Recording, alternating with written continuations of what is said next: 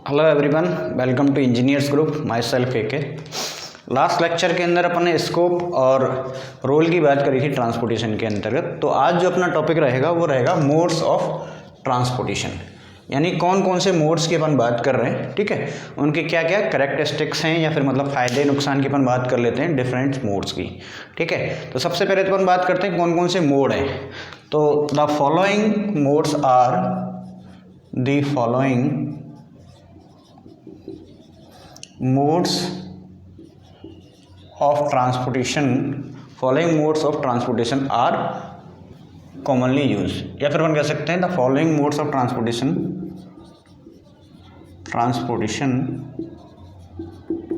are used। कौन कौन से मोड हैं जो यूज़ किए जाते हैं। अपन पहले बात करते हैं, पहले मैं नाम की बात कर लूँ। जैसे सबसे पहले और सबसे ज़्यादा फ्लेक्सिबल जो ट्रांसपोर्टेशन का मोड है वो क्या है अपना रोड ट्रांसपोर्टेशन, या फिर अपन कह सकते हैं रोडवेज।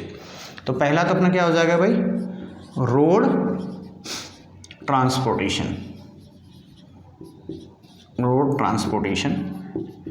या फिर अपन इसको कह सकते हो रोडवेज, यानी कि जो भी अपने रोड्स होते हैं, हाईवेज होते हैं, उनके थ्रू जो ट्रांसपोर्टेशन होता है उसको अपन क्या कहते हैं, रोड ट्रांसपोर्टेशन। सेकंड अपना आता है रेल ट्रांसपोर्टेशन।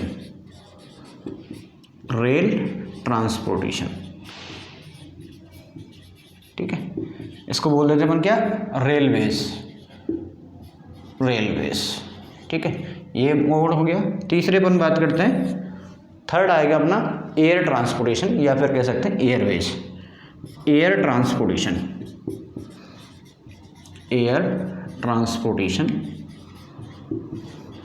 इसको कह देते हैं अपन एयरवेज। ये भी एक ट्रांसपोर्टेशन का मोड है। Fourth one is water transportation, या फिर waterways, water transportation,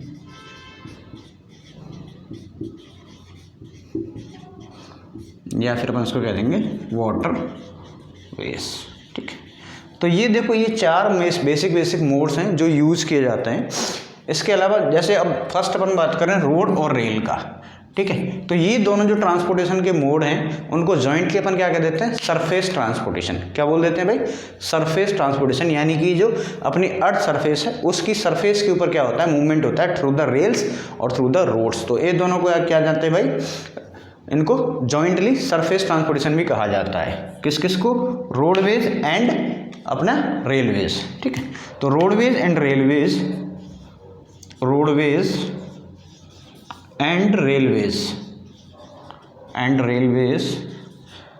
are jointly in combinedly अपन इसकी बात करें।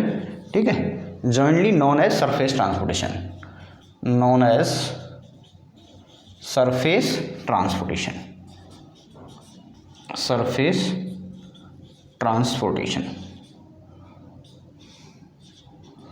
इन दोनों को जॉइंटली क्या कह दिया जाता है भाई, सरफेस ट्रांसपोर्टेशन है। इनके अलावा अपार्ट फ्रॉम यदि बात करें, कुछ स्पेशल केसेस होते हैं। जैसे स्पेशल केसेस में अपन क्या कर सकते हैं भाई, कन्वेयर्स मतलब होता है जो बेल्ट्स होते हैं ना, उनके थ्रू यदि ट्रांसपोर्टेशन करते हैं तो उनको अपन क्या कहते हैं, कन्वेज ट्रांसपोर्टेशन, या फिर कहते हैं कन्वेयर्स। ठीक है, ये एक स्पेशल टाइप का। इसके अलावा अपन जैसे पाइपलाइन की बात करी थी। ठीक है, तो पाइपलाइंस भी एक ट्रांसपोर्टेशन का जरिया है, पाइपलाइंस। एक और अपन बात कर लेते हैं, जैसे आपने देखा होगा बहुत जगह रोपवे होते हैं, यानी एक पहाड़ से दूसरी पहाड़ी पे क्या होता है, एक रोपवे होता है। तो वो भी एक क्या है, एक स्पेशल टाइप का ट्रांसपोर्टेशन का मोड ही है। ये तीनों जो मोड हैं वो ज़्यादातर यूज नहीं किए जाते हैं, मतलब एक छोटे लेवल पे क्या किया जाता है, इस तरह के ट्रांसपोर्टेशन के मोड्स को यूज़ किया जाता है। जबकि मेजर जो किए जाते हैं वो चार यही हैं। ठीक है, कौन कौन से भाई, roadways, railways, Airways and waterways. ठीक है, इन चारों को अपन अब करेंगे डिटेल के अंतर्गत डिस्कस। तो पहला अपना कौन सा था भाई, रोडवेज की बात कर लेते हैं। ठीक है, रोड ट्रांसपोर्टेशन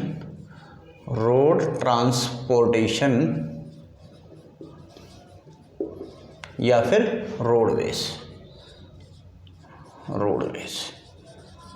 अब जानते तो आप सारे ही हैं भाई रोडवेज के बारे में। ठीक है, जो भी रोड के थ्रू क्या होगा, ट्रांसपोर्टेशन होगा, वो मेरा क्या कहलाएगा, रोड ट्रांसपोर्टेशन कहलाएगा। बेसिकली ऐसे अपन बात करें, या फिर ट्रांसपोर्टेशन इंजीनियरिंग की ऐसी ब्रांच जो किससे डील करे, रोड की फैसिलिटीज़, प्लानिंग, कंस्ट्रक्शन, मेंटेनेंस से यदि वो डील करती है तो उसको अपन क्या कह देते हैं, हाईवे इंजीनियरिंग या फिर रोड इंजीनियरिंग। सबसे पहले ट्रांसपोर्टेशन का ही एक पार्ट है भाई, अपन देख रहे हैं कि क्या है, एक ट्रांसपोर्टेशन का ही तो मोड है। यदि इसमें से भी एक पर्टिकुलरली अपन हाईवेज की बात कर रहे हैं, ठीक है, उसके अंदर अपन रोड्स की प्लानिंग करेंगे, डिजाइन करेंगे, कंस्ट्रक्शन करेंगे, उनका मेंटेनेंस को यदि अपन रखें, ठीक है, तो उसको पर्टिकुलरली यदि मैं एक ब्रांच नाम दे दूं इंजीनियरिंग की, तो वो मेरी क्या हो जाएगी भाई, हाईवे इंजीनियरिंग। जो कई बार अब जैसे हायर क्लासेस के अंदर पढ़ोगे, जैसे बीटेक की बात करें, एमटेक के अंदर बात करें, तो वहाँ हाईवे इंजीनियरिंग के नाम से भी एक अलग से सब्जेक्ट चलेगा अपना, ठीक है। तो फर्स्ट पॉइंट तो यही हो गया, इस पॉइंट को भी आप लिख लीजिए। पॉइंट वाइज अपन यहाँ पे लिखेंगे रोडवेज के बारे में, ठीक है। The branch of transportation engineering, the branch of transportation engineering,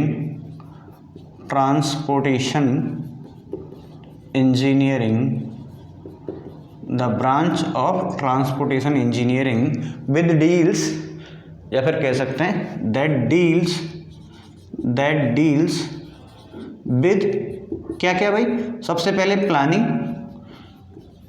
ठीक है, प्लानिंग हो सकता है, डिजाइनिंग हो सकती है, design, construction, planning, design, construction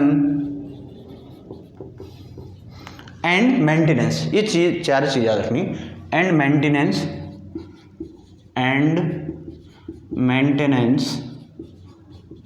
of roadways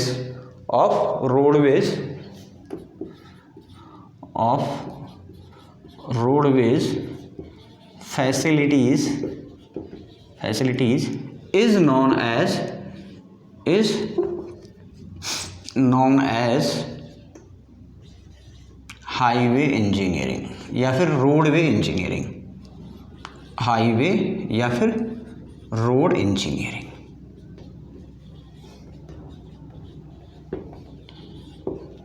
ठीक है, क्लियर हो गया। ये तो डेफिनेशन हो गई अपनी हाईवे इंजीनियरिंग की। भाई हाईवे इंजीनियरिंग क्या है भाई, ट्रांसपोर्टेशन की ऐसी ब्रांच जिसके अंतर्गत अपन रोड्स की planning, design, construction and maintenance facilities की जब बात करते हैं तो उससे जो डील करते हैं वो क्या होती है, अपनी हाईवे इंजीनियरिंग हो जाता है। ठीक है, नेक्स्ट अपन बात करते हैं रोड ट्रांसपोर्टेशन या रोडवेज के अंतर्गत या फिर हाईवेज की, कि जो भी अपने चार ट्रांसपोर्ट के मोड्स हैं, ठीक है, among all the type of transportation, road system is only mode which could give maximum flexibility to service to reach one place to other place। भाई ऐसा तो है नहीं कि भाई रेल की जो पटरी है वो आपके घर तक आ जाए, नहीं आएगी ना। यानी सबसे ज़्यादा जो फ्लेक्सिबिलिटी देती है वो क्या देती है, मेरा रेलवे देता है, रोडवे देता है। किसी भी गली से किसी भी गांव तक आप जा सकते हो। अब ऐसा तो नहीं है ना कि भाई आपके यहाँ पे कोई वाटरवे का कोई कैनाल या रिवर ही नहीं है, फिर आप वहाँ पे बोट ले जाओ, ऐसा नहीं होगा। ठीक है, या फिर आपकी उस तरफ स्टेशन या रेल्स ही नहीं है तो वहाँ पॉइंट टू पॉइंट यानी क्या हुआ, हाउस टू हाउस फैसिलिटी तो ये नहीं देता है। ठीक है, यानी कि railway house to house facility नहीं देता, एयरप्लेन नहीं देता, जबकि अपना जो रोडवेज है वो हाउस टू हाउस फैसिलिटी भी आपको प्रोवाइड करता है। तो सबसे ज़्यादा क्या है, फ्लेक्सिबल है। पहले ये पॉइंट भी इंपॉर्टेंट है, याद रखना। ठीक है, among all the type of transportation road system is maximum flexibility. ठीक है, among all the types of transportation modes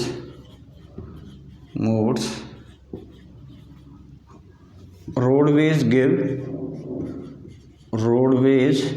gives maximum flexibility।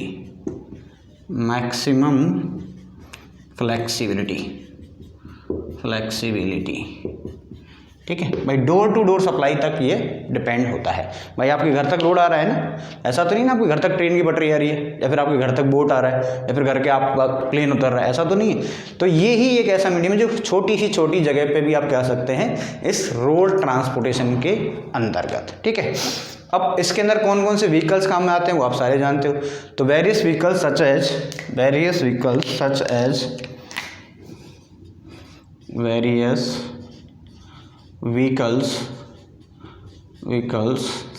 As कौन कौन से व्हीकल्स आएंगे भाई? कार है, बाइक है, ट्रक है, बस है, टू व्हीलर, ये सारे परमिट होते हैं रोड को यूज़ करने के लिए। इनके अलावा पेडिस्ट्रियन यानी कि पैदल भी तो अपन रोड फैसिलिटीज़ को यूज़ करते हैं। तो रोड ट्रांसपोर्टेशन को कौन कौन यूज़ करते हैं? यदि व्हीकल्स की बात करूँ तो क्या हो जाएगा?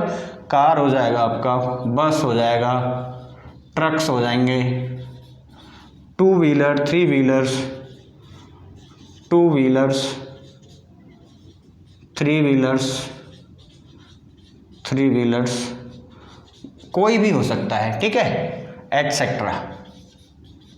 ठीक, तो various vehicles such as car, bus, truck, ठीक, may be permitted to ETC, may be permitted to use roads apart from pedestrian मतलब क्या होता है? पैदल यात्री। ठीक है, पेडिस्ट्रियन मतलब क्या होता है भाई? पैदल यात्री। Pedestrian also use these transportation facilities,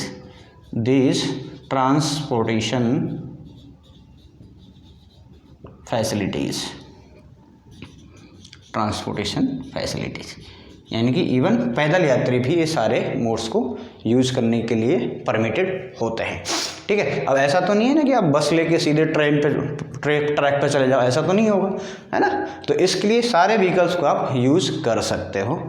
maximum flexibility हो गई। ठीक है, आप कोई भी चॉइस इसके अंदर, आपको अंदर रूट की भी चॉइस होती है, कहीं भी आप जा सकते हो। इसको मैं मिटा देता हूँ।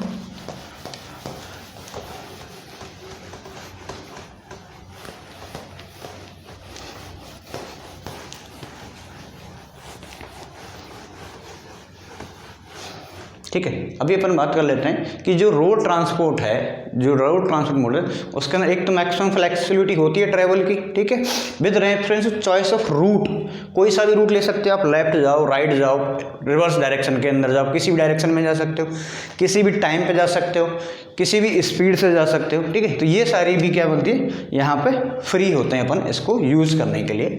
तो road transport made has the maximum flexibility, mode has the maximum flexibility किसके रिगार्डिंग, चाहे आप किसके रेफरेंस में बात करें, flexibility for travel in reference of travel with reference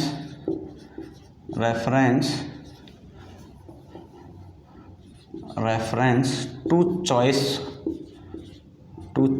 of route, comma direction, comma speed, time and speed of travel, इस सब के लिए आप फ्री रहते हो। ठीक है, स्पीड ऑफ ट्रैवल आप कुछ भी चेंज कर सकते हो, आप कम स्पीड से चल सकते हो, ज़्यादा स्पीड से चल सकते हो। अब ऐसा तो नहीं रेलवे के अंदर एक ट्रेन जा रही थी अच्छी स्पीड से, शताब्दी एक्सप्रेस जा रही है, राजधानी एक्सप्रेस जा रही है, उसके बीच में आप 40 की स्पीड से लेकर दूसरी ट्रेन आ गई, ऐसा तो नहीं होगा ना। जबकि इसके अंदर आप रोड्स के अंदर किसी भी स्पीड से किसी भी व्हीकल को आप यहाँ पे रन कर सकते हो, इस ट्रांसपोर्टेशन मोड को यूज कर सकते हो। ठीक है, तो ये तो हो गया अपना रोड ट्रांसपोर्टेशन या फिर रोडवेज की बात करिए।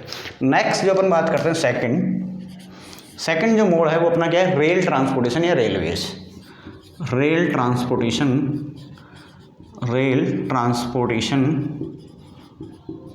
और रेलवेज की बात कर लेते हैं हम। रेलवेज, ठीक है, तो देखो बेसिक बात करते हैं। यदि रेलवे ट्रांसपोर्ट की बात करें तो इसका मतलब क्या होता है, ट्रांसपोर्ट बाई ट्रेन्स, ट्रेन के थ्रू जो ट्रांसपोर्ट हो रहा है। अब ट्रांसपोर्ट बेसिकली होता क्या है भाई, ट्रांसपोर्ट का मतलब क्या होता है, ट्रांसफर कर रहे अपन किसको, पैसेंजर को, गुड्स को, ठीक है, सीधी सी बात यही है, या तो पैसेंजर होंगे या फिर सामान होगा, या तो मालगाड़ी होगी या फिर अपनी पैसेंजर गाड़ी होगी। ठीक है, जो किससे होगा, व्हील्ड जो व्हीकल हैं जो कि रेल्स के ऊपर चलते हैं, ठीक है, जो कि ट्रैक्स के ऊपर चलते हैं, यदि उसके द्वारा जो ट्रांसपोर्ट होता है तो उसको अपन क्या कह देते हैं भाई, रेल ट्रांसपोर्टेशन कह देते हैं। ठीक है, तो सब सिंपल सा एक लाइन के अंदर आप ऐसे लिख सकते हैं चाहो तो, क्या लिखेंगे, rail transport is a mean of rail transport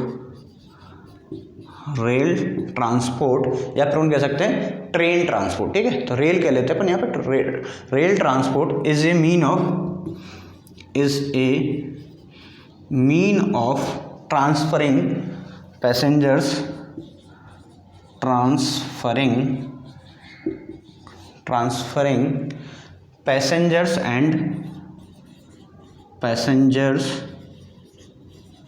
and क्या, गुड्स। दो ही चीज़ तो हैं, एक तो पैसेंजर्स हैं, दूसरा क्या है मेरे, goods, passenger and goods on wheeled vehicles, on wheeled जो पहिए वाले ही तो होते हैं ना, व्हील्ड व्हीकल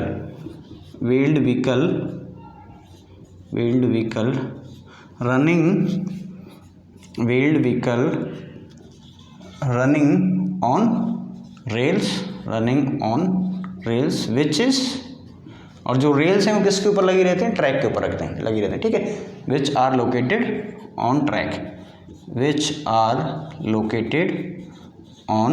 ट्रैक्स। भाई ट्रेन तो आपने सबने देखी है ना, तो ट्रेन का बेसिकली क्या होता है, एक पहिए वाले क्या होते हैं, व्हीकल होते हैं, उसका नाम व्हीकल ही दे देते हैं अपन।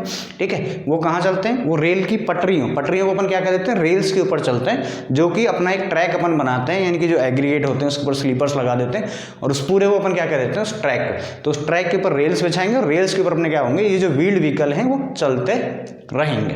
ठीक है, क्लियर हो गया। इस तरह से जो ट्रांसफर होगा किसका, पैसेंजर गुड्स का, वो मेरा क्या कहलाता है, रेलवे ट्रांसपोर्ट कहलाता है। क्लियर है यहाँ तक।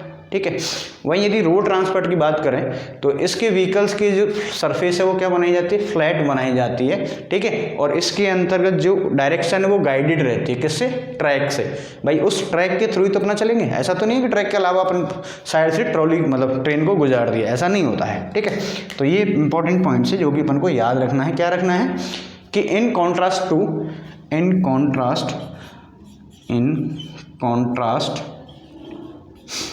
टू रोडवेज, या फिर अपन बात करें road transport, in contrast to road transport,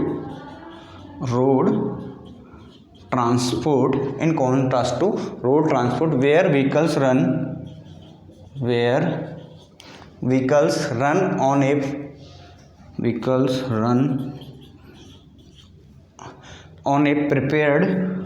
on a prepared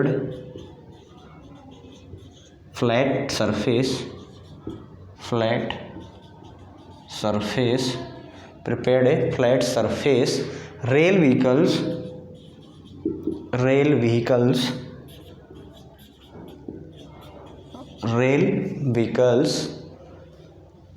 are directly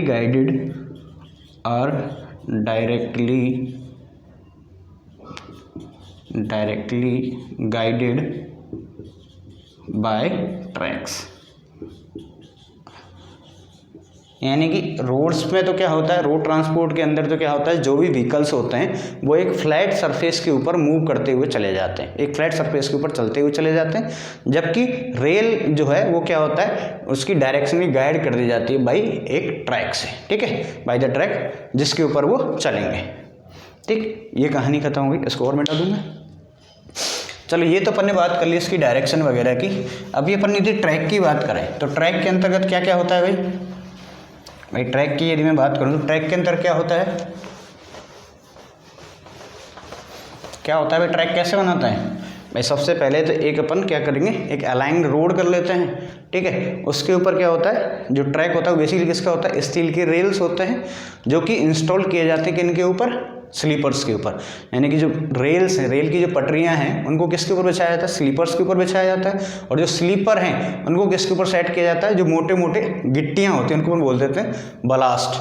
और जो ब्लास्ट हैं वो क्या होते हैं, रोलिंग स्टॉक होता है, उसके ऊपर फिट कर दिया जाता है। ठीक है, अब इसके अलावा जो भी अपने पहिए होंगे वो किससे होंगे, एक मेटल्स के व्हील होंगे जो कि मूव करते हुए इसके ऊपर चले जाएंगे, ठीक है। और इसके अलावा जो वेरिएशन होते हैं उसके अंदर जैसे स्लैब ट्रैक भी हो सकता है आपका, जैसे आजकल मेट्रो वगैरह के होते हैं उसके अंदर थोड़े से ट्रैक को चेंज कर दिया गया है, ठीक है। तो अपन नॉर्मल ट्रैक की यदि मैं बात करूँ तो क्या होगा भाई, ट्रैक्स यूजुअली क्या होता है, ट्रैक्स के अंदर क्या होती है, ट्रैक्स यूजुअली कंसिस्ट ऑफ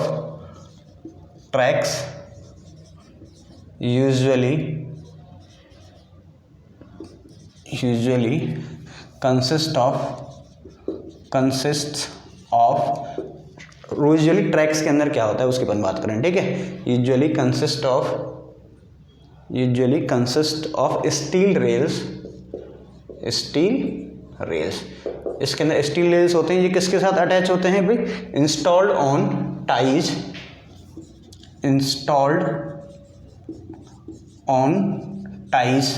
मतलब स्लीपर। ये क्या होते हैं भाई, स्लीपर्स के ऊपर लगे रहते हैं, ठीक है। किसके ऊपर लगे रहते हैं भाई, स्लीपर्स के ऊपर डायरेक्टली क्या होते हैं, लगे रहते हैं। टाइज सेट इन बलास्ट, जो कि बलास्ट के अंतर्गत सेट हो जाते हैं। On which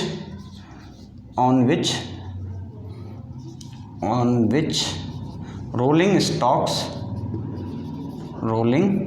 stocks with vehicles या फिर व्हील्स, ठीक है। Rolling stocks usually fitted with metal wheels, usually fitted with steel wheels कह सकते हो आप, ठीक है। विद स्टील या फिर metals wheel, fitted with metal wheels, जो कि मेटल व्हील्स के ऊपर लगे रहते हैं, ठीक है। तो ये सारा अपने क्या हो गया, ट्रैक की अपन ने बात कर ली, ठीक है। इसके अंदर जो रेल है, रेल की पटरीज हैं, वो कंक्रीट के साथ फाउंडेशन जो बनाई जाती है उसके साथ में क्या कर दिए जाते हैं, फास्टन कर दी जाती हैं, यानी कि सेट कर दी जाती हैं, या फिर अपन कह सकते हैं जॉइंटेड कर दी जाती हैं, ठीक है। तो ये रेल ट्रांसपोर्टेशन हो गया, उसका इंट्रोडक्शन। यदि आपसे इसकी कैरेक्टरिस्टिक्स के बारे में पूछ लें, ठीक है, यानी क्या क्या फ़ायदे होते हैं या फिर ये किस तरह का होता है, तो उसके बारे में भी 2 लाइन लिख लेंगे। कैरेक्टरिस्टिक्स ऑफ रेल ट्रांसपोर्ट, यानी कि रेल ट्रांसपोर्ट की कौन कौन सी प्रॉपर्टीज होती हैं, या फिर अपन कह सकते हैं क्या क्या उसके एडवांटेजेस होते हैं, इसके बारे में 2-4 पॉइंट अपन को याद रख लेने हैं, ठीक है। तो कौन कौन से पॉइंट हैं वो आपको यहाँ पे याद कर लेने, तो अपन मैं यहाँ पे मेंशन कर देता हूँ, ठीक है। जैसा कि पहला पॉइंट अपन लिखेंगे कि इसका जो एडवांटेज क्या है बेसिकली, ठीक है। इसका क्या है, एक तो क्या है, जो रेल जो ट्रांसपोर्ट होता है यानी रेलवेज जो होते हैं वो वेदर कंडीशन से ज़्यादा अफेक्टेड नहीं होते हैं, ठीक है। तो पहला पॉइंट आप लिख सकते हैं, least affected by weather conditions. पहली कैरेक्टरिस्टिक की बात करूँ तो क्या हो गया, least affected by weather conditions such as weather condition में क्या हो सकता है भाई, बारिश हो सकती है, फॉग हो सकता है, such as rain, fog, etc. As compare to other modes, ठीक है, as compare to other modes.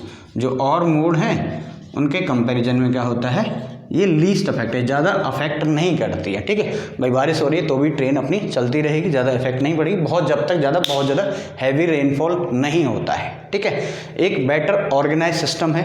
भाई रेलवे का क्या होता है, फिक्स होता है, फिक्स शेड्यूल होता है, इस टाइम पे आएगी, ठीक है, इस स्टेशन के ऊपर रुकेगी, तो वो क्या है, बहुत ही ज़्यादा ऑर्गेनाइज्ड है, ठीक है। तो rail transport is better organized than other form of transport. Rail transport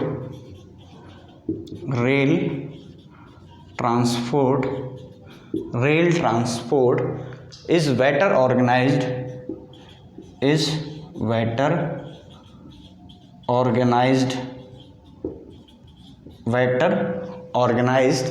than any other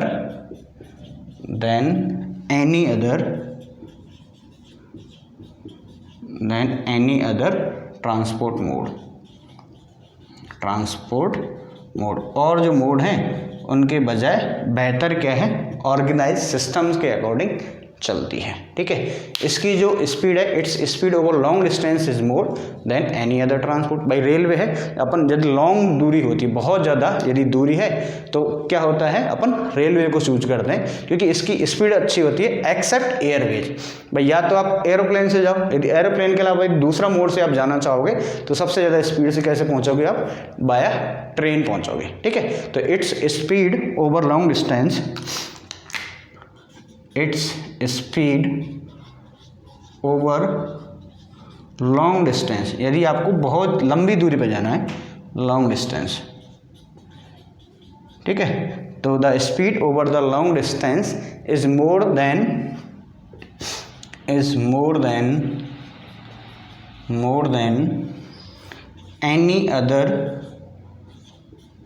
any other mode of transportation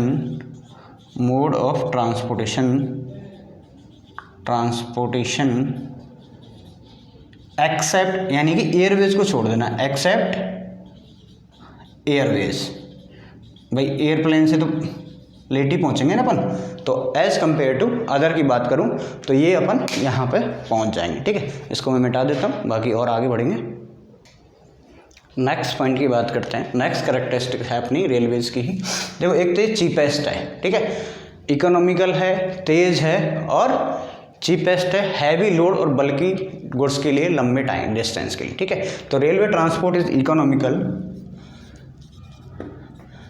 railway transport is economical मतलब सस्ता है। ठीक है, क्विकर है, तेज है, सस्ता है, तेज है, एंड बेस्ट सूटेड है, यानी कि बेस्ट है, अच्छा है। किसके लिए, to carry heavy and bulky goods, to carry heavy and bulky goods for long distance, यदि लंबी दूरी के लिए आपको ज़्यादा सामान आपको लेना है, ठीक है, तो सस्ता भी पड़ेगा, तेज भी पड़ेगा और आपकी इकोनॉमी की कंडीशन के अकॉर्डिंग आपको सूट भी करेगा। ठीक है, ये हो गया। नेक्स्ट पॉइंट की अपन बात करते हैं, नेक्स्ट कैरेक्टरिस्टिक की बात करते हैं रोड ट्रांसपोर्ट के अंतर, मतलब रेलवे के अंतर्गत। एक ये सेफेस्ट फॉर्म ऑफ ट्रांसपोर्टेशन है, बहुत ज़्यादा सेफ है। एयरवेज से अपन जाते हैं, बहुत ज़्यादा रिस्क होती है, कभी भी क्या होता है, क्रैश हो सकता है, जैसे आप टेक ऑफ कर रहे हैं, ठीक है, या फिर लैंड कर रहे हैं, उस टाइम में बहुत ज़्यादा रिस्क होता है। यदि मौसम ऊपर ज़्यादा ख़राब हो जाए तो भी रिस्क होता है। लेकिन रेलवे के अंतर्गत एज़ कम्पेयर टू अदर देखा जाए चारों के अलावा, तो ये सबसे कौन सा है, सेफेस्ट है। ठीक है, सेफेस्ट ट्रांसपोर्ट, एक्सीडेंट के और ब्रेकडाउन के रेलवे के अंदर चांसेस मिनिमम है as compare to other transport. ठीक है, तो railway is the safest form of transport. Railway is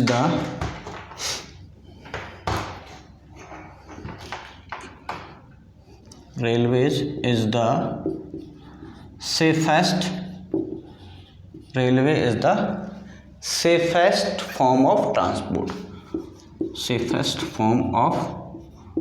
transport, भाई रेलवे के, आपने देखा होगा कोई सालों में कोई एक्सीडेंट होता है, ठीक है, जबकि रोड पे तो क्या होता है, डेली के कितने सारे एक्सीडेंट होते रहते हैं। ठीक है, तो ये क्या है, सेफ है। The chances of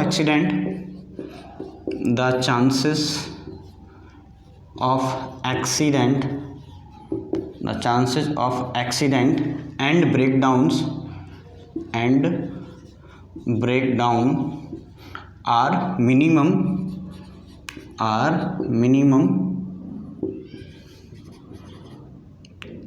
than other modes और मोड्स के कंपैरिजन में इसमें ब्रेकडाउन के चांसेस और एक्सीडेंट के चांसेस भी क्या हैं, कम है। ठीक है, इसकी कैरिंग कैपेसिटी भी क्या होती है, एक्सट्रीमली लार्ज होती है और इसकी कैपेसिटी को क्या होती है, इलास्टिक होती है। आप उसको चेंज कर सकते हो। भाई आपको पता लगा कि बहुत ज़्यादा पैसेंजर को ले जाना है तो आप वैगन्स बढ़ा दो, डब्बे बढ़ा दो, कम ले जाने तो डब्बे कम कर दो, ठीक है। तो the carrying capacity of railway, the carrying capacity of railways is extremely क्या है भाई, ज़्यादा है, ठीक है, एक्सट्रीमली लार्ज। मोर एवर, इसके अलावा क्या कर सकते हो आप, इसको चेंज भी कर सकते हो, ठीक है। More over its capacity is elastic, its capacity is elastic. Elastic का मतलब क्या होता है, इसको आप चेंज कर सकते हो। यदि आपको बढ़ानी है तो आप क्या कर दो, आसानी से बढ़ा सकते हैं वैगन्स को बढ़ा के, ठीक है। इलास्टिक विच कैन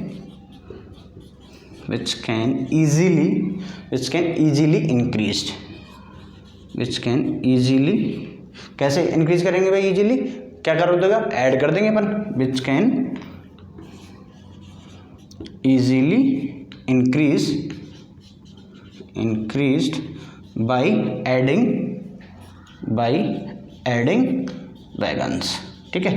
किसके, जो वैगन्स होते हैं, डब्बे होते हैं, उनको by adding more wagons, तो वो ऐड कर दो, वो क्या हो जाएगी, कैपेसिटी बढ़ जाएगी उसकी, ठीक है, मोर वैगन्स, ठीक, ये हो गया। इसके अलावा सबसे ज़्यादा जॉब अपॉर्चुनिटी भी अपनी रेलवे के अंदर सबसे ज़्यादा एम्प्लॉयज़ हैं, ठीक। तो ये क्या हो गई, कैरेक्टरिस्टिक्स हो गई अपनी किसकी, रेलवे की, ठीक। तो नेक्स्ट जो ट्रांसपोर्टेशन जो अपना आता है, नेक्स्ट जो मोड है वो कौन सा होगा भाई, एयर ट्रांसपोर्टेशन या फिर एयरवेज।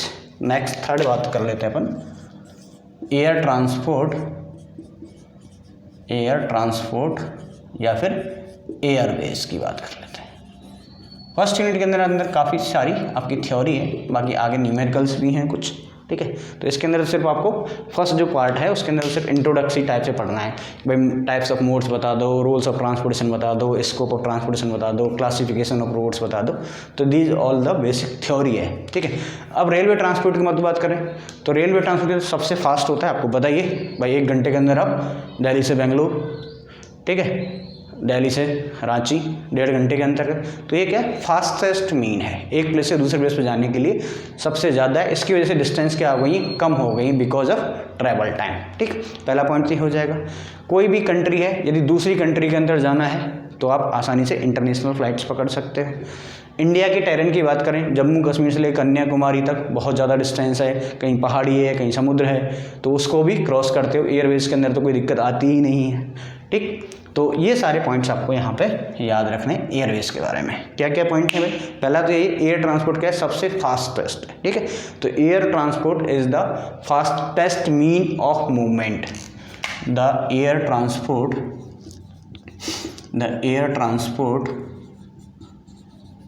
is the fastest, ठीक है। Air transport is the fastest method of transportation या फिर fastest means of movement, fastest means of movement from one place to another place, एक जगह से दूसरी जगह जाने के लिए ये फास्टेस्ट प्लेस है, ठीक है। It has reduced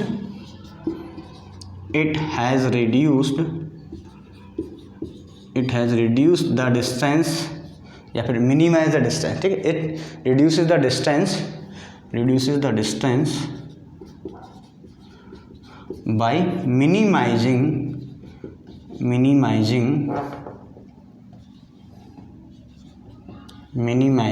the travel time, ठीक है, मिनिमाइजिंग द ट्रेवल टाइम। भाई ऐसा थोड़ी है कि जयपुर से पटना की डिस्टेंस कम हो गई, डिस्टेंस तो उतनी ही रहेगी, डिस्टेंस थोड़ी कम होगी, कम क्या होगा, ट्रैवल टाइम। तो इसलिए अपन को ऐसा लगने लग जाएगा हाँ ठीक है जयपुर काम कर लेते हैं, ठीक है भाई हम बेंगलोर काम कर लेते हैं, क्योंकि वहाँ से 2 घंटे के अंदर फ्लाइट के अंदर आप घर आ जाएंगे, ठीक। तो इसी वजह से क्या होता है आजकल मेन चेंज हो गया। नहीं तो पहले क्या होता था भाई 24 घंटे में आप पहुँच रहे हो किसी पर्टिकुलर आपकी जॉब लोकेशन के ऊपर, तो अपन को क्या लगता था डिस्टेंस बहुत ज़्यादा लगती है, लेकिन जब से एयर ट्रांसपोर्ट आया और थोड़ा सस्ता हो गया तो ऐसा लगता है डिस्टेंसेस क्या हो गई, कम हो गई हैं, ठीक है। तो उस तरह से डिस्टेंस रिड्यूस होती हैं, ऐसा नहीं है कि दोनों जगह को अपन पास पास में ले आएँ, ठीक है। अब जैसे इंडिया की बात करें तो बहुत सारी डिस्टेंसेज हैं भाई, अपन बात करें ऊपर से नीचे की, पूरब से पश्चिम की, उत्तर से दक्षिण की, तो इतनी सारी डिस्टेंस को कवर करने के लिए भी क्या है आसान हो गया है, ठीक है। तो इंडिया के अंतर्गत क्या है वास्ट जो रोल है इसका उसकी अपन बात कर लेते हैं, ठीक है। ये अब इसको रेस्पॉन्सिबल कौन है, कौन इसको चलाता है इंडिया के अंतर्गत, तो the airport authority of India is responsible for providing safe efficient air traffic, ठीक है, and aeronautical communication service in Indian air space. कौन रेस्पॉन्सिबल है, airport authority of India he responsible है सबके लिए क्या हो एक इफिशिएंट ट्रैफिक। भाई ऐसा नहीं है कि एक प्लेन इधर से आ रहा है इधर से आके टकरा गए, ठीक है। तो जो भी एरोनॉटिकल कम्युनिकेशन होती है सर्विस होती है वो इंडियन एयर स्पेस देता है, और कम से कम इंडिया के अंदर 125+ एयरपोर्ट्स को मैनेज करता है। कौन करता है, एयरपोर्ट अथॉरिटी ऑफ इंडिया। तो रेस्पॉन्सिबल कौन है, अथॉरिटी का नाम लिख लीजिए, ठीक है। द एयरपोर्ट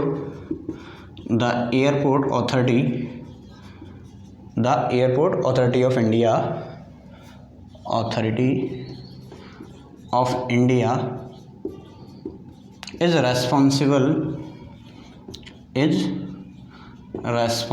जैसे रेलवे के लिए कौन रेस्पॉन्सिबल है, इंडियन रेलवे, उसी तरह से एयरवेज के लिए कौन रेस्पॉन्सिबल है, airport authority of India responsible for providing safe air traffic, safe और efficient air traffic, safe efficient air traffic, ठीक है। जो भी एयर ट्रैफिक है उसको कौन करेगा, airport authority of India responsible उसके लिए, और जो कम्युनिकेशन सर्विस है उसके लिए Indian air space responsible, and aeronautical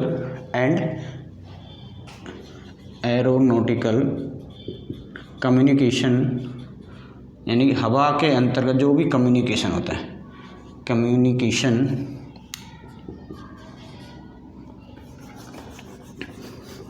aeronautical communication services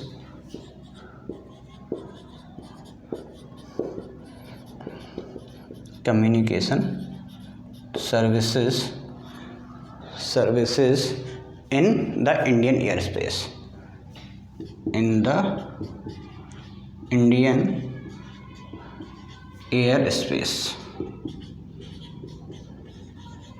ठीक है। जो भी इंडियन एयर स्पेस है उसके लिए एरोनॉटिकल कम्युनिकेशन हो या फिर अपना क्या हो ट्रैफिक रेस्पॉन्सिबिलिटी किसकी होती है, अपनी एयरपोर्ट अथॉरिटी ऑफ इंडिया की होती है, ठीक है।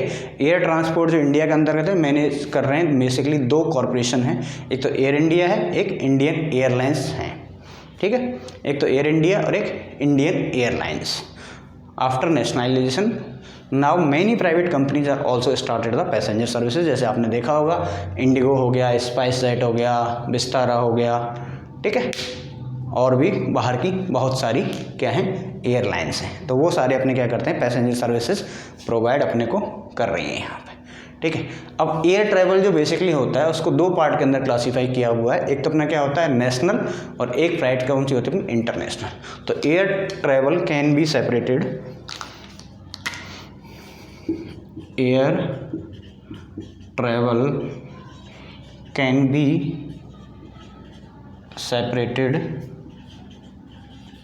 separated air travel can be separated into two general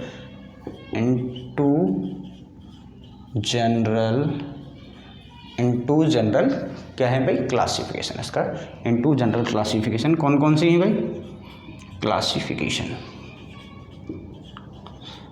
पहली तो अपनी हो जाएगी क्या, एक तो डोमेस्टिक, अपन कहते हैं ना फ्लाइट 2 तरह की होती है, एक तो नेशनल कह सकते हैं और इसको डोमेस्टिक कह सकते हैं, ये होगी इंटरनेशनल फ्लाइट्स। एक तो अपनी हो गई नेशनल या फिर डोमेस्टिक,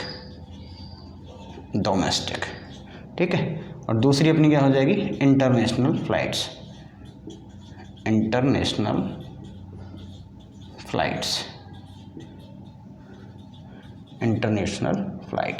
ठीक। तो अभी अपन बात करें नेशनल फ़्लाइट की बात करें तो नेशनल या डोमेस्टिक फ़्लाइट्स क्या होंगी, जो किसी एक पर्टिकुलर कंट्री के अंतर्गत ही चलती हैं, विद इन कंट्री, ठीक है। इंडिया के अंदर स्टार्ट होगी और इंडिया के अंतर्गत उसका दूसरा डेस्टिनेशन होगा। ओरिजिन और डेस्टिनेशन उसके दोनों ही क्या हों, इंडिया के अंतर्गत हों, तो उसको अपन क्या कह देते हैं, डोमेस्टिक फ्लाइट कह देते हैं। वहीं इंटरनेशनल की बात करें तो जिसके अंतर्गत जो ट्रैवलर है वो क्या करेगा, एक कंट्री से दूसरी कंट्री के लिए फ़्लाइट लेता है, ठीक है, चाहे वो इंडिया की फ़्लाइट हो। अब जैसे बहुत सारे फ़्लाइट प्रोवाइडर हैं, जैसे कि दुबई की कुछ फ़्लाइट्स हैं यहाँ पे, ठीक है, तो कोरियन फ़्लाइट हो गई, अमेरिकन फ़्लाइट हो गई, तो वो यहाँ से पैसेंजर ले जाती हैं। इसी तरह से इंडिया की फ़्लाइट्स जो वहाँ होती हैं वो क्या होती हैं, अपनी इंटरनेशनल फ़्लाइट्स हो जाती हैं, ठीक है। तो ये अपना क्या हो गया, एयर ट्रांसपोर्ट के बारे में हो गया। अब इसकी कैरेक्टरिस्टिक्स लिख लेते हैं, ठीक है। एयर ट्रांसपोर्ट या फिर एयरवेज के अपन क्या लिख लेते हैं, कैरेक्टरिस्टिक्स लिख लेते हैं, ठीक। यानी क्या क्या इसके फ़ायदे हैं या फिर क्या इसकी खासियत है, उनके बारे में अपन बात कर लेते हैं। हाँ जी, तो कैरेक्टरिस्टिक्स की बात करते हैं। तो सबसे पहली जो प्रॉपर्टी है या फिर जो कैरेक्टरिस्टिक है वो क्या है भाई इसकी, कि इसके अंदर कोई भी जो जनरी है वो अनब्रोकन होती है। मतलब एक बार आप दिल्ली से मुंबई के लिए उड़ गए तो उड़ गए, अब ऐसा नहीं बीच में आपको कहीं रुकना है, ठीक। तो एक तो क्या होती है, अनब्रोकन जर्नी प्रोवाइड करती है, सिंपल सी, ठीक है, जो कि अपने समुद्र और चाहे बीच में समुद्र आ जा, चाहे पहाड़ आ जा, ठीक है, कुछ भी आ जा, लेकिन ये जाके सीधी रुकेगी। दूसरा क्या है, it is fastest and quickest mean of transportation. पहला तो क्या है, एक तो अनब्रोकन जर्नी होती है, एक बार बैठ गए फिर सीधा ही वहीं उतरना है। 8 घंटे की फ्लाइट है तो 8 घंटे विदेश में जाके उतरोगे सीधे, ठीक। तो air transport provides unbroken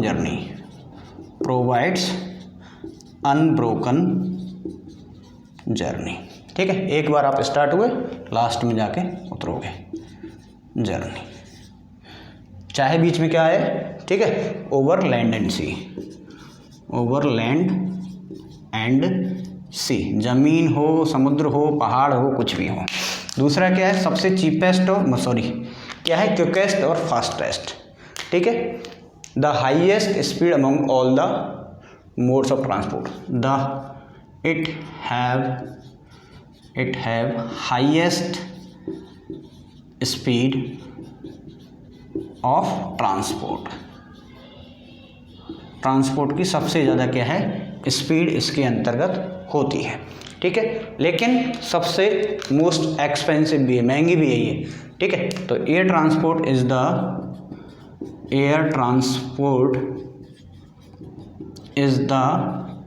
most expensive transport. सबसे ज़्यादा क्या है भाई, महंगा भी है। इसके लिए आपको स्पेसिफिकल प्रिपरेशन करनी पड़ती है, जैसे व्हीलर्स की लिंक बनानी पड़ती है, मेट्रोलॉजिकल स्टेशन बनाने पड़ते हैं, फ्लड सैटेलाइट्स की इसके अंतर्गत रिक्वायर्ड होती है। तो air transport requires special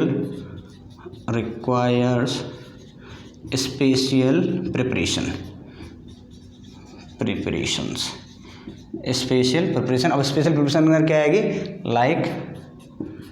like wheelers link हो गया, ठीक है। मेट्रोलॉजिकल डिपार्टमेंट यानी कि जो बात मौसम को दिखाता है, ठीक है, उसके स्टेशंस, मेट्रोलॉजिकल स्टेशंस, ठीक है, उनके बारे में आपको पहले से डिज़ाइन करने। फ्लड लाइट्स, सर्च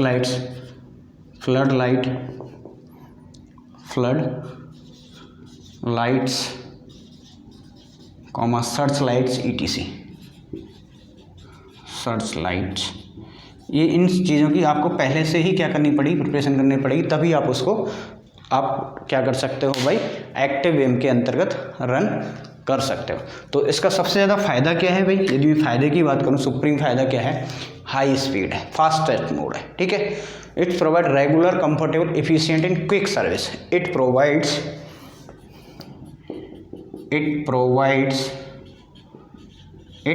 प्रोवाइड्स क्या है भाई, रेगुलर है, कंफर्टेबल है,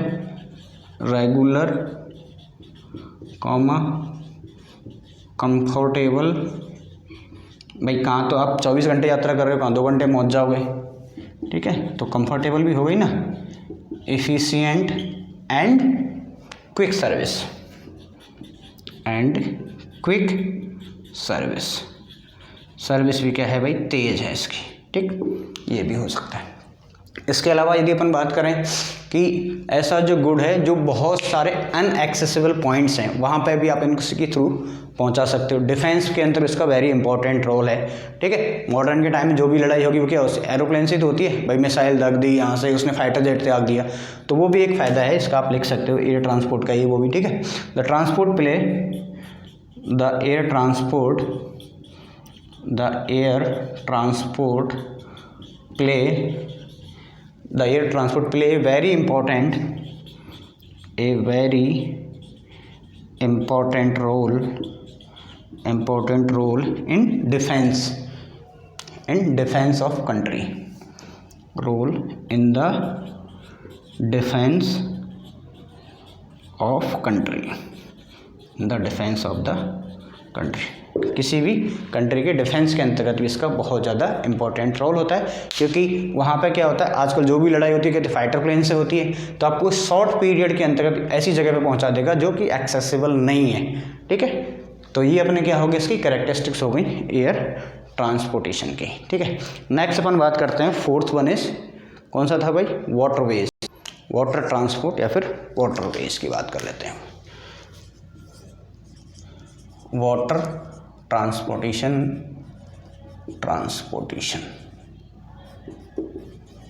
या फिर वाटरवेज,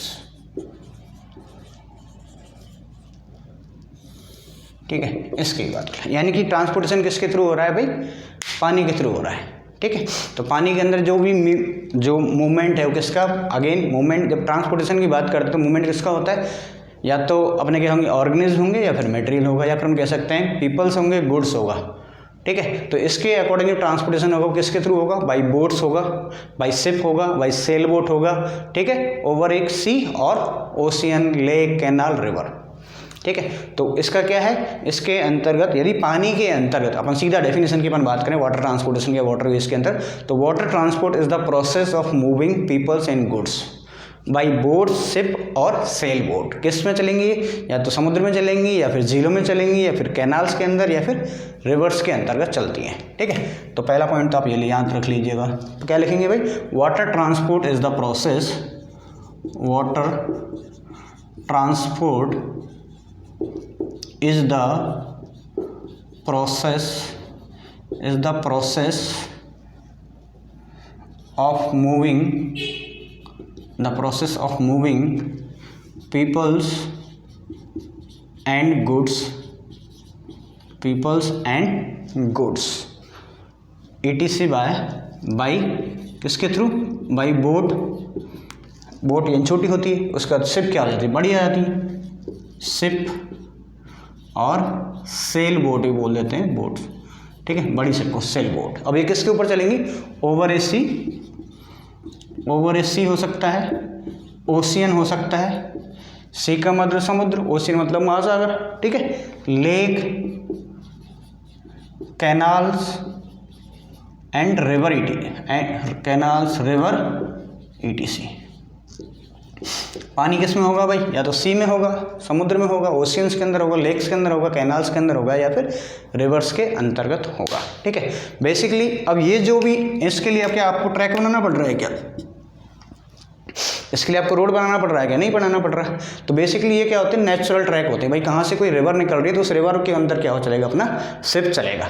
तो बेसिकली ये क्या है, नेचुरल ट्रैक है। तो इसके लिए अपन को अलग से कोई कैपिटल की ज़रूरत नहीं होती, कैपिटल इन्वेस्टमेंट अपन को नहीं करना होता है कंस्ट्रक्शन के लिए, ठीक है, बस थोड़ा बहुत मेंटेनेंस करना होता है। कैनाल्स के केस में यानी कि जो छोटी नाले जब अपन निकालते हैं उनके लिए बड़ी कंस्ट्रक्शन ज़रूरत होती है, लेकिन इतना ज़्यादा हैवी कंस्ट्रक्शन की ज़रूरत नहीं होती है इसके अंतर्गत।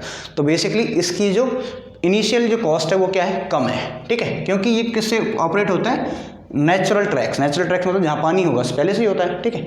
तो it operates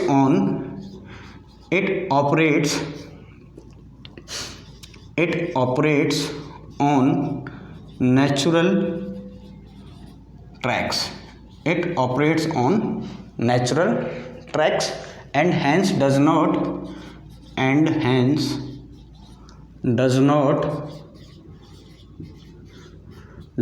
require huge capital, does not require huge capital amount या फिर investment, huge capital investment in the construction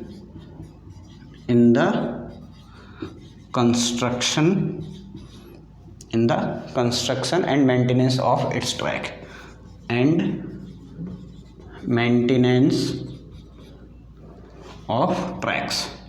natural tracks है तो इसके अंतर्गत बहुत ज़्यादा बड़े अमाउंट की ज़रूरत आपको नहीं होती है। इसकी ऑपरेशनल कॉस्ट भी क्या है, बहुत लो है। ठीक है, द कॉस्ट ऑफ ऑपरेशन, ये भी आप नेक्स्ट पॉइंट लिख लीजिएगा, the operational cost of water transport is very less. The cost of operation या फिर कह सकते हैं ऑपरेशनल कॉस्ट, एक ही बात है। The cost of operation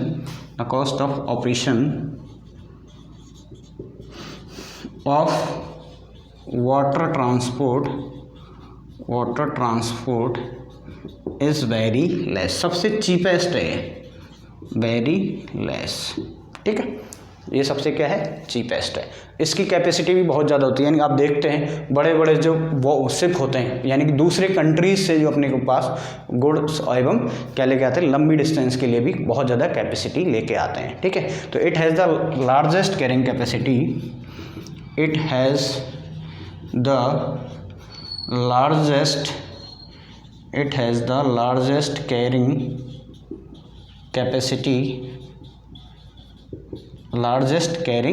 capacity and is most suitable for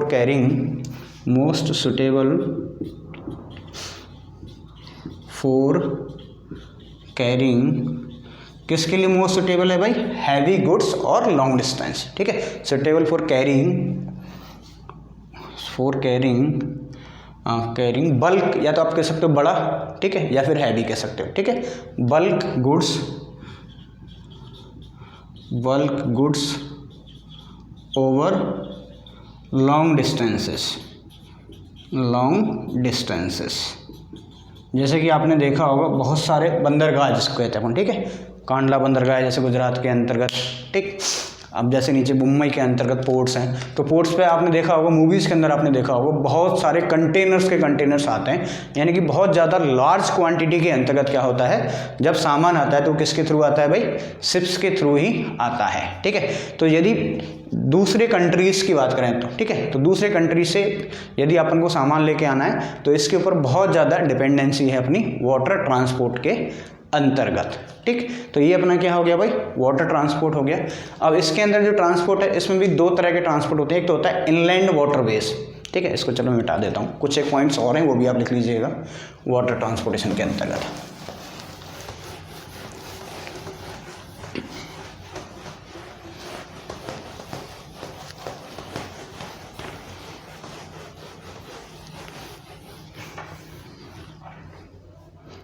ठीक है, तो एक तो क्या है, चीपेस्ट है, मोस्ट सुटेबल है किसके लिए, हैवी और बल्की मटेरियल के लिए, फ्यूल इफिशिएंट है, इको फ्रेंडली है।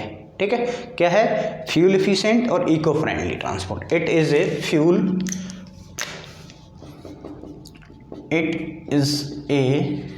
फ्यूल इफिशिएंट लिख सकते हैं। ठीक है, fuel efficient and eco friendly, it is a fuel efficient and eco friendly transport. ठीक है, एक तो इसके अंतर्गत क्या है, जो फ्यूल है वो बहुत ज़्यादा इफ़िशिएंटली यूज़ हो जाता है, यानी कम खर्चा आता है, सीधी सी बात ऐसे कह सकते हैं, और नेचर को भी क्या है, कोई भी नुकसान नहीं पहुंचाता है। ठीक है, ये भी दो तरह का होता है, एक तो होता है इनलैंड वाटरवेज और एक होता है ocean waterways. The water transport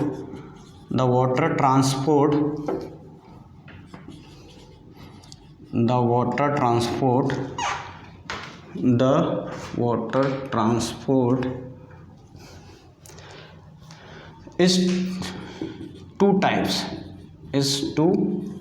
दो टाइप्स का होता है भाई। पहला तो अपना है इनलैंड। इनलैंड का मतलब क्या होता है, कोई भी एक कंट्री है, ठीक है, जो रिवर के थ्रू हो रहा है, कैनाल के थ्रू हो रहा है या फिर लेक के थ्रू होता है, इनलैंड वाटरवेज, इनलैंड वाटरवेज, ठीक है। एक तो क्या हो गया इनलैंड वाटरवेज, और दूसरा होता है ओशियन वाला, ये ए और ये B, ocean waterways, ocean waterways, oceanic waterways, ठीक है। वैसे तो नाम से ही समझ में आना चाहिए आपके, ओशियन वाटरवे। इनलैंड का मतलब क्या हो गया, किसके थ्रू हो रहा है भाई, रिवर्स के, लेक्स के थ्रू होता है, ठीक है, रिवर, कैनाल एंड लेक्स। इसके अंदर तो क्या आ जाएंगे अपने, रिवर के थ्रू, लेक्स के थ्रू या फिर कैनाल्स के थ्रू होता है, वो अपना किसके अंदर आएगा, इनलैंड के अंदर आ जाएगा। जबकि इसके अंदर क्या आएगा, जो अपने सी या फिर ओशियंस के थ्रू होता है, ठीक है, वो जो अपना होगा वो क्या कहलाएगा, ओशियन ट्रांसपोर्ट हो जाएगा। बेसिकली अब भी जब अपन बात करते हैं जैसे यूरोपियन कंट्रीज़ हैं या फिर एशियन कंट्रीज़ हैं, जैसे चाइना हो गया, जापान हो गया, अमेरिका हो गया, वहाँ से जो भी ट्रांसपोर्ट आता है वो ज़्यादातर किसके थ्रू आता है, अपने इसी के थ्रू आता है, ठीक है, वाटरवेज के थ्रू ही आता है। तो जब भी अपन इंटरनेशनल ट्रेड की बात करते हैं तो इसका बहुत ज़्यादा यूज है, इकोनॉमिकल है, इफिशियंट है, लार्ज डिस्टेंसेज के लिए यूज़ किया जाता है। तो यही सारी इसके क्या हैं, कैरेक्टरिस्टिक्स हैं, ठीक है। तो आज की क्लास में अपन ने पढ़ा मोड्स ऑफ ट्रांसपोर्टेशन, ठीक। 4 तरह का ट्रांसपोर्टेशन होता है, कौन कौन सी अपन ने बात करी, roadways, railways, Airways and waterways. कुछ स्पेशल टाइप के भी होते हैं जिनका ज़्यादातर यूज़ नहीं है, जैसे रोपवेज हो गया अपना, पाइपलाइंस हो गया और कन्वेनर्स, ठीक है, यानी कि जो कन्वेयर बेल्ट्स के थ्रू जो ट्रांसपोर्ट होता है, वो क्या छोटी डिस्टेंस के लिए जो ट्रांसफर होता है उसको अपन क्या कहते हैं, कन्वेयर ट्रांसपोर्ट, ठीक है। तो आज की क्लास में सिर्फ इतना ही, बाकी मिलते हैं अपन नेक्स्ट क्लास के अंतर्गत। Thank you very much.